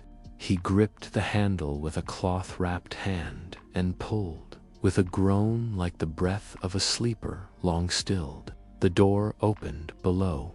A spiral stair descended into a hollow space cut into the earth. Unlike the crypt beneath St. Setton's, this was no sacred chamber. The walls were bare stone, the ceiling arched like the inside of a cracked bell. At its center stood a dais of black granite, upon which rested a glass cylinder sealed with wax and silver. The vile Weatherbridge gasped. But that can't be. The original vial was taken, given to Penworthy. Holmes stepped closer. This is the same, or rather another pass. The vial is not unique. It reemerges when the loop begins again. This is the bait, the axis, the echo. I felt a pressure in my ears, as though the air had grown thicker. Holmes removed the notes from his coat, the ones left by Delphine, the one that had arrived at our door, and the warning from the ledger. He laid them out in sequence. Each one leads to this moment, he said. Each one a voice trying to alter a fixed point. Holmes, I said, if we destroy the vial, could we break the loop? Weatherbridge stepped back from the dais, face pale. Or complete it. What if that's what it wants? To be noticed, interfered with, acknowledged. Holmes raised a gloved hand. Precisely the danger. Every choice risks sealing the fracture further, but we may have a third option. He produced the broken mirror fragment left by Delphine in the crypt. She left this in the presence of the vial, as a shield. Perhaps even a trap. What if the mirror's resonance interferes with the loop, reverses the pull? He placed the mirror at the base of the dais. The air pulsed. The flame of my lantern flickered once, twice. Then the vile VIBRATED. Holmes stepped back, watched as the glass shimmered, dots contents swirling. Not with liquid, but with images, faces, eyes that blinked in reverse. A spoon falling upward, a tower crumbling before it was built. The spiral spun inward, not outward, pulling light toward it. Then a figure appeared, no flash, no noise, just presence, sudden, absolute, the Watcher. He stood beside the dais, tall and blurred, just as in the photograph. His face shimmered, as though wrapped in smoke, but his eyes burned, clear, pale, and endless. Weatherbridge fell to his knees. Holmes did not flinch. You don't belong here, Holmes said evenly. The Watcher tilted his head. Then slowly, he extended his hand toward the vial. Holmes raised the spoon. Touch it, he said. And we dropped this into the mirror. The Watcher froze. I could feel time vibrating, not moving, but buzzing, like a violin string pulled too tight. The Watcher looked at Holmes again, then at me. Then he stepped back and vanished. No sound, no wind, just absence. The vial dimmed. Holmes moved swiftly, wrapping it in the black silk and placing it in a lead-lined box he'd brought in his satchel. Then he laid the mirror on top. We bury it here, he said, not destroyed, not broken, just sealed again, where time forgets it. We resealed the vault. As we rose from the earth, dawn finally broke, actual dawn, golden and tangible. The fog had lifted. My watch matched the hour exactly. Holmes looked to the sky. For now, he said, the loop is interrupted. Will it return? I asked. Holmes looked back toward the house. It always tries, Watson. That's what time does when it's wounded. Chapter 13. The silence that followed the train journey back to London was unusually quiet, not from weariness alone, but from a sense that we were returning from some place we were never meant to tread. Holmes sat facing the window, though he rarely looked through it. His hands rested calmly in his lap, fingers interlaced in a manner I had come to associate with internal calibration, the mental unwinding of a problem that still echoed behind his eyes. Dr. Weatherbridge dozed lightly. The lines on his face softened but not erased. The velvet case that once held the spoon now sat empty on the seat beside him, its clasp undone, like the jaw of something that had spoken its final word. As for myself, I could not sleep. My mind replayed the final moments beneath Blackbridge Hall with unsettling clarity. The humming vial, the mirror's whispering light, the watcher's sudden and silent retreat. What was he? A displaced man, as Holmes believed, a memory given shape, or a warning made flesh? Holmes stirred at last. Watson, he said quietly, have you noticed how still the city seems? I looked out. The train had entered London proper, but even the usual rattle of industrial sprawl seemed muted. The smokestacks puffed sluggishly. The wires hung heavy in the damp air. There is quiet, I admitted, though after what we've seen, I welcome it. Holmes nodded slowly. It may not last. We returned to Baker Street as the city stirred. Newsboys shouted headlines that felt wholly mundane: rail strikes, a dock fire, the opening of a new theater in Islington. Yet, in each sound, I felt a strange hollowness, as though reality had been patched hastily after a breach. Inside our flat, Mrs. Hudson had left the Morning Post in a tidy pile on the side table. I sorted absently through advertisements, letters, and a small parcel. Holmes showed no interest till I reached the bottom. Holmes, I said, lifting a single sheet of unmarked parchment. He took it. There was no address, no seal on it. Scrawled in the same strange ink as the earlier notes was a sentence: "He will return when someone remembers too clearly." Holmes frowned. It confirms my suspicion. What suspicion? That the watcher is not a man in the traditional sense, nor a ghost. He is a consequence. He emerges when minds pull too hard at the fraying thread. When memory sharpens into certainty, when we recall what time tried to obscure, he returns. You mean he feeds on remembrance? Not feeds, Holmes replied. He embodies it.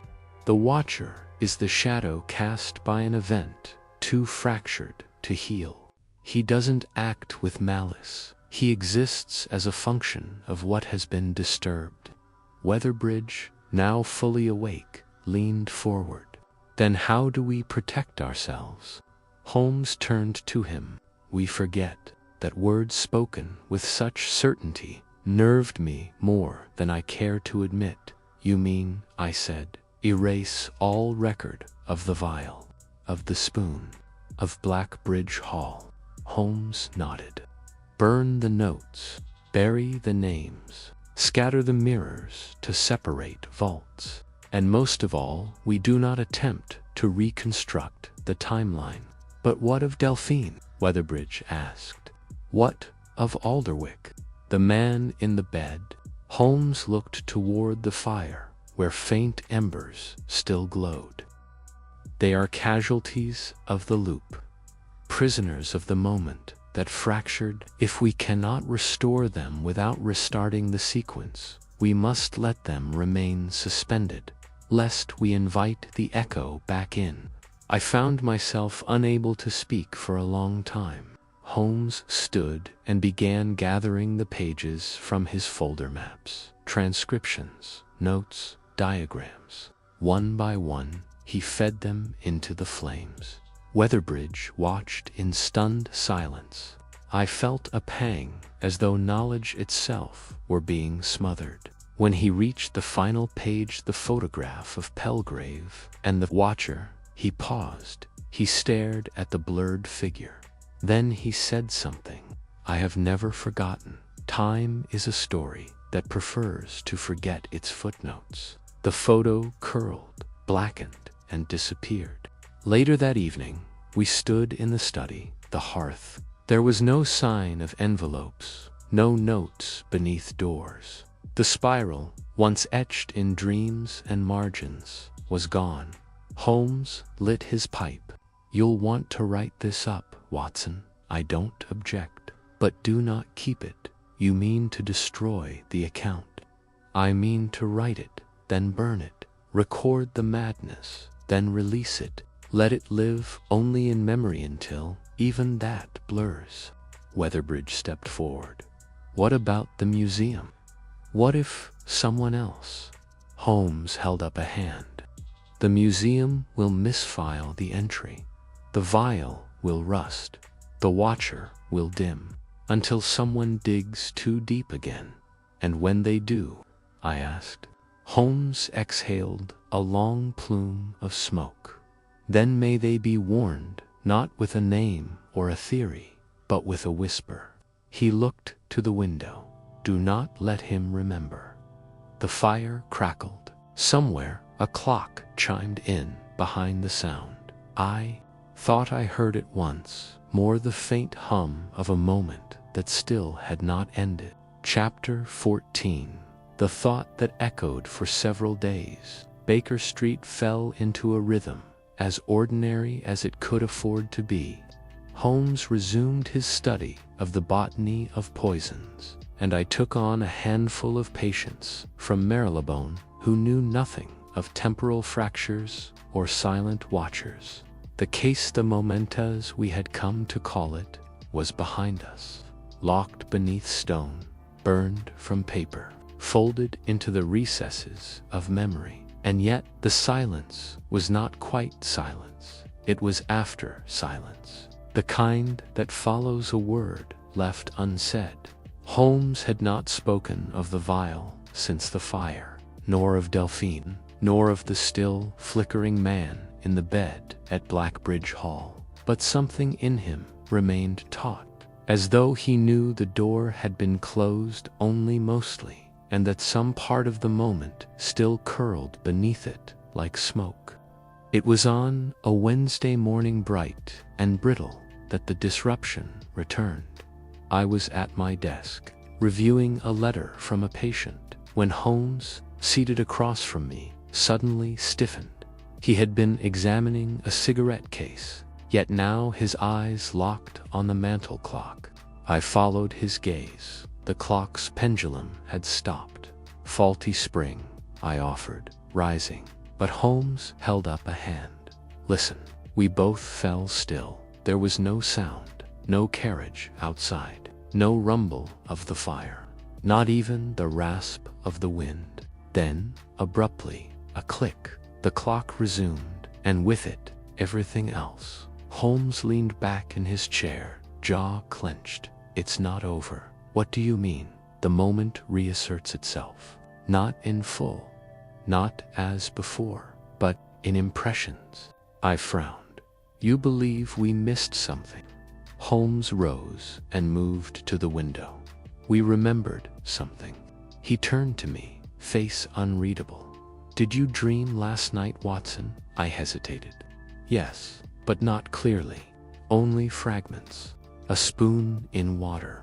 A voice saying my name before I entered the room. Holmes nodded. I dreamt of the vault, but in the dream, the vial was already gone. The dais was empty, as if we had never reached it. He crossed to the desk and opened a drawer, retrieving the final slip of paper we had saved, the last warning, the one he had refused to burn. He will return when someone remembers too clearly. We've triggered something, Holmes said. Not by touching the objects, not even by discovering them, but by understanding them. That is the danger.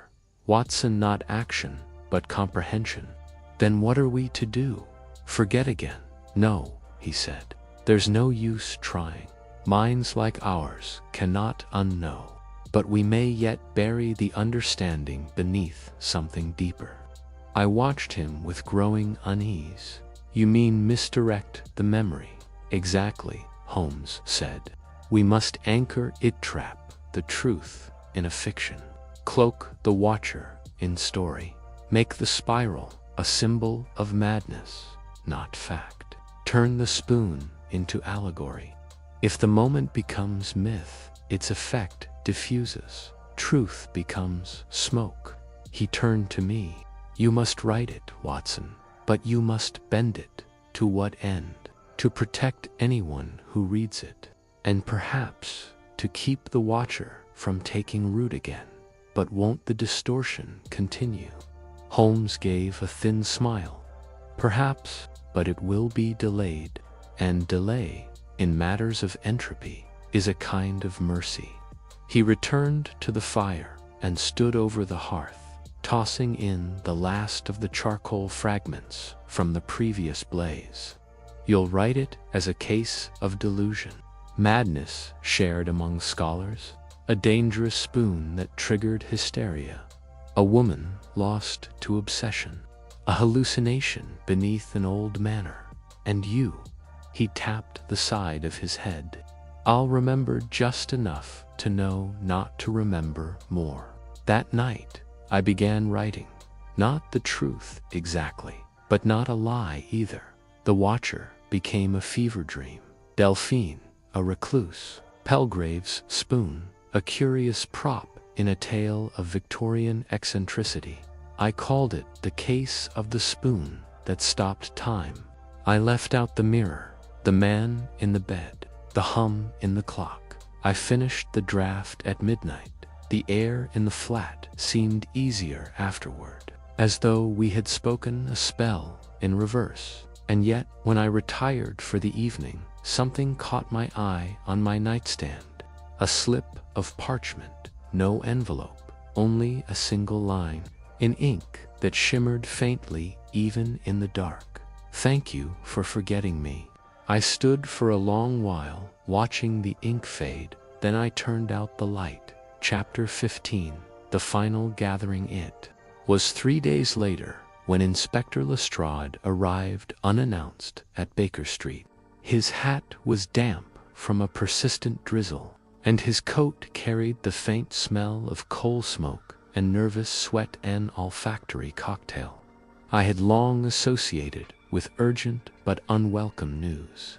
Holmes greeted him with neither surprise nor curiosity. He merely gestured to the chair across from him and resumed polishing the stem of his pipe. Lestrade cleared his throat. I come on something strange, Mr. Holmes. Thought it might interest you, though I'll admit, I nearly turned back halfway here. Why? Holmes asked, without looking up. Because I couldn't quite explain why I was coming. Only that something's not sitting right at the yard. He pulled a folded sheet of paper from his breast pocket. This arrived yesterday. No postmark. Hand-delivered to our front desk. He passed it to Holmes. I leaned in. It read, "There is a man who cannot die, and a room that refuses to remain sealed. You closed it once, but not for everyone. He is returning, one thought at a time." No signature. Holmes read it twice. Then he turned to Lestrade. "And you don't recall why you brought this to me?" Lestrade flushed. "No, not at first. But then the phrase about the room that got under my skin reminded me of something I couldn't place. I kept seeing a spoon in my mind, a silver one, spinning." I caught Holmes' eye. He gave the faintest nod. "Inspector," Holmes said gently, "I believe you may have brushed against something, an echo, let's say. Faint, but persistent." Lestrade stiffened. "An echo of what?" Holmes offered a tight smile. "Of a case we closed thoroughly, and with every care. But echoes, as you know, sometimes linger, particularly in rooms we never truly leave." He folded the note and placed it on the mantel. Alongside the poker and a stack of ash-stained papers from our last burn, Lestrade stood. "So you're saying this isn't a threat? It's a memory, Inspector. Not yours. Not yet. And with any luck, it won't be." Lestrade left, still puzzled, but not fearful, as the door clicked shut. Holmes crossed to the fireplace and stared down at the folded note. "It's beginning to ripple outward," he said. "You believe the loop is widening again?" I asked. "I believe," Holmes said, "that we managed to slow it but never severed it. The truth, even disguised, seeps through cracks. And now, those who were never part of the original loop are beginning to remember things they never experienced." He retrieved a small ledger from his desk, a plain black volume without markings. He opened it to a page I had never seen him touch. On it were 4 names: Annalise Delphine, Dr. Elias Weatherbridge, Inspector Lestrade, John H. Watson, my own name. I frowned. "Why are we listed?" "Because we are the ones who still carry fragments of the moment," Holmes replied. "Each of us holds a different thread, and when those threads are drawn together again, the watcher returns." I finished. Holmes nodded. "He's not a man, Watson. He's a convergence of memory, time, perception. The more minds recall the same impossible thing, the stronger he becomes." "And what of you?" I asked. "Is your name not on the list?" Holmes gave a weary smile. "I've trained myself to remember selectively. That's the advantage of logic. It allows for surgical amnesia. But even that has its limits." At that moment, there came a knock at the door. Not loud, not urgent, just familiar. Holmes and I looked at one another. He stood, crossed to the door, and opened it. No one stood there, only a box, plain wood, no inscription. Holmes brought it in carefully and placed it on the table. Inside, wrapped in black cloth, was the silver spoon. No spiral this time, no markings at all, but the weight of it. It was the same. Holmes stared at it for a long moment. Then he reached inside and drew out a final object, a single playing card. Face down, he turned it over. It was the Ace of Time, a card that did not exist in any standard deck. On its face, in faded ink, was a phrase: "When 4 remember." "The door reopens." He looked up at me. "Then we are close." I said softly. Holmes didn't answer. Instead, he turned to the fire, knelt, and placed the spoon atop the coals. Then he added the card. Then the note Lestrade had brought. Flame took them quickly, greedily. He watched in silence as the last curl of smoke rose and vanished. Then, at last, he spoke. "We are running out of ways to forget, Watson." Chapter 16. The hour with no face. London changed subtly in the days that followed. The street lamps flickered too often. Newspapers reported a rise in disorientation among telegraph operators. A clerk at the Royal Observatory claimed the Greenwich time signal had paused for nearly 4 seconds. And more curiously still, people in our neighborhood began reporting dreams of a gray man watching from a hallway they didn't remember building. Holmes read each account with the detachment of a scientist cataloging the symptoms of a spreading fever. The watcher, though never mentioned by name, was awakening, not in form, but in awareness.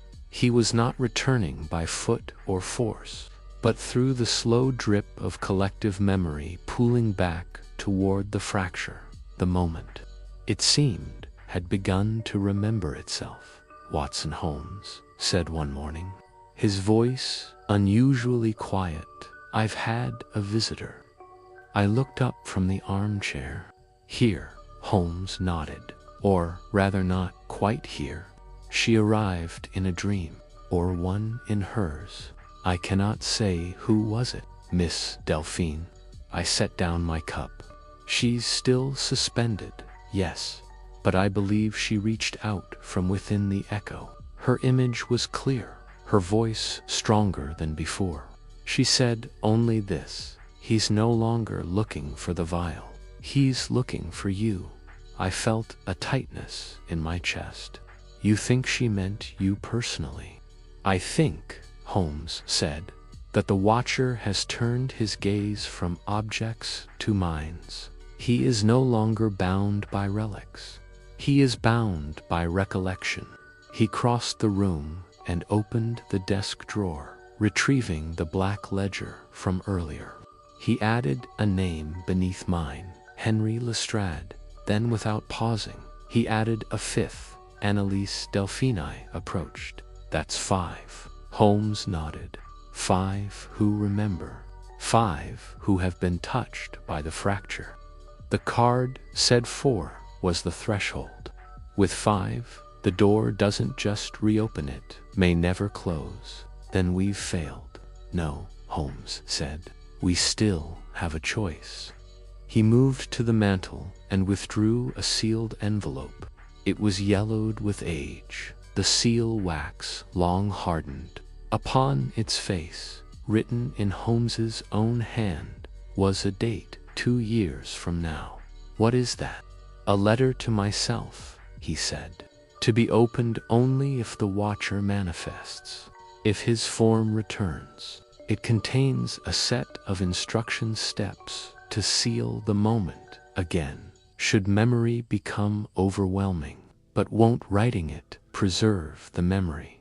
Holmes gave a grim smile. Yes, but I've buried it beneath misdirection, encoded it in contradiction. The truth is there, but only inexactly. The watcher may feed on clarity, but he cannot thrive in ambiguity. He set the envelope aside and turned back to the black ledger. We must fracture our knowledge, misdirect ourselves, break the symmetry. How? I asked. We split the memory between us, and so began a ritual as strange as any I had known in my life. Holmes instructed me to write an account of the watcher's origin, but omit any reference to the vial. Lestrade would be told only of the spoon, its arresting effect, and the man in the bed. Weatherbridge would be given the mirror fragment and shown diagrams that ended at the chapel beneath Ludgate Hill. Holmes he retained the sealed instructions and allowed himself only the memory of the photograph. None of us, he said, will possess the full story, but all of us will carry enough to recognize a resurgence should it begin.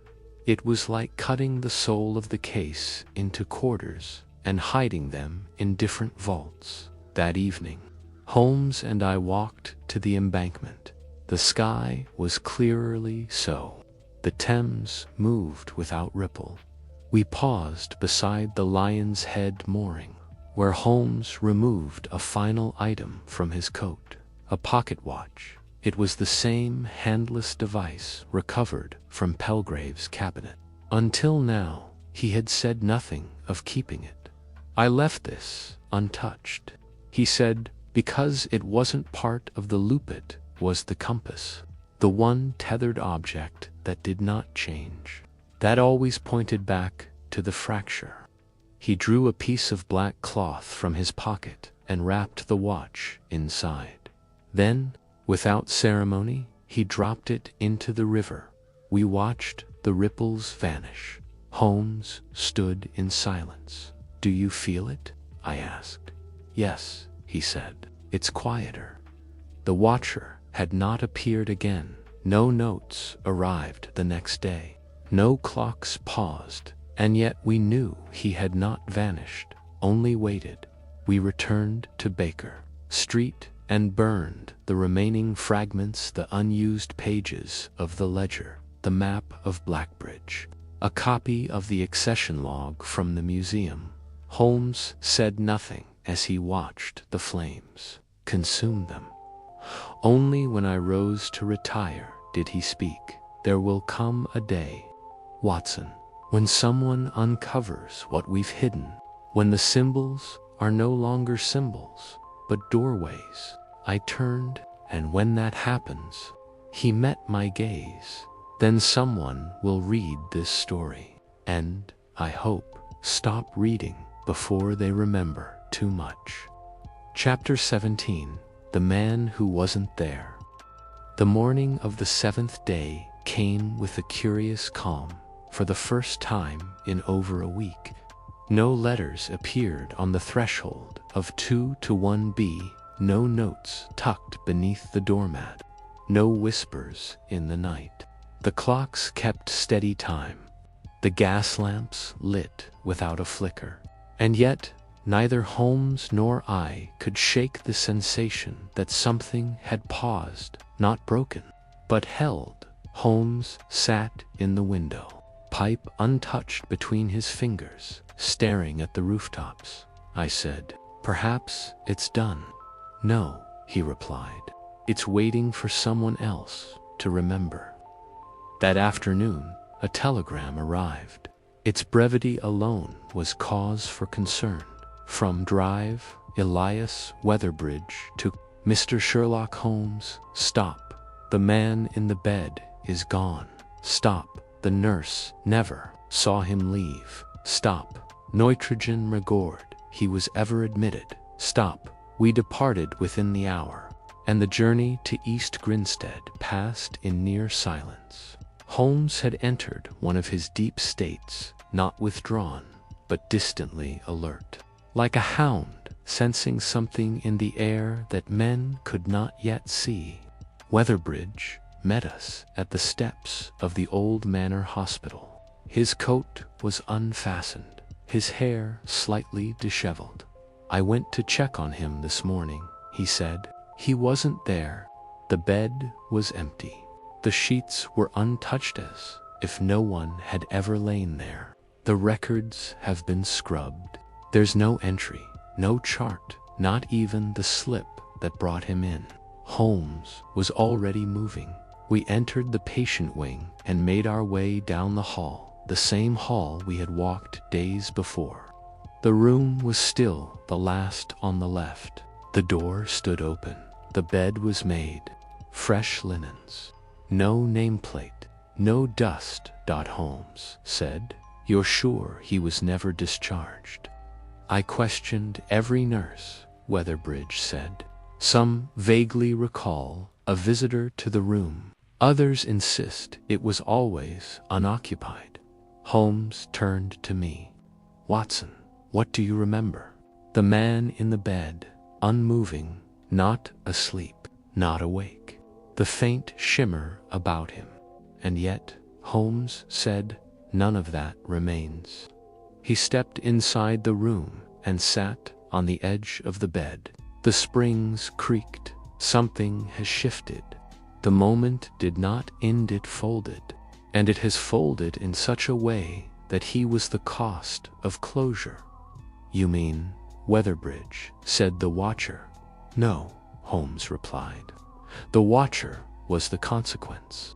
This man, whoever he was the fulcrum, the one who carried the loop without knowing it.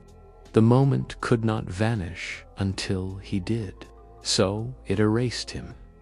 I looked around the room.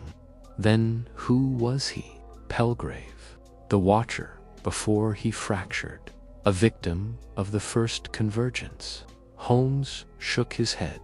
We were never meant to know that knowledge would complete the circle. Instead, it's been unwritten. The loop will hold as long as we don't pull at it. Weatherbridge swallowed. Then why do I still remember? Because you were too close to its center. Holmes stood. Come. We left the ward and exited through the rear gardens. The air was thick with autumn rot leaves, damp with rain, the last breath of summer gone. Holmes spoke only once on the walk. I believe the man was not taken by the moment, but absorbed. A final offering, something, or someone, had to remain in its heart. And the spoon? I asked. The mirror, the vial, still sealed, still fractured across minds. So long as we hold the pieces apart, the moment remains diluted. Weatherbridge halted suddenly. We turned. He looked faint-skinned, gone ashen. There's something else, he said. Holmes stepped forward. What is it? Weatherbridge reached into his coat and produced a folded note. I found it in my satchel this morning. It wasn't there the night before. Holmes unfolded it. Slowly, there was no handwriting this time, only a drawing, a sketch of a pocket. Watch. One hand pointed forward, the other pointed inward into the center, spiraling toward itself. Holmes turned the paper over. On the back, a date. Tomorrow. He looked at me.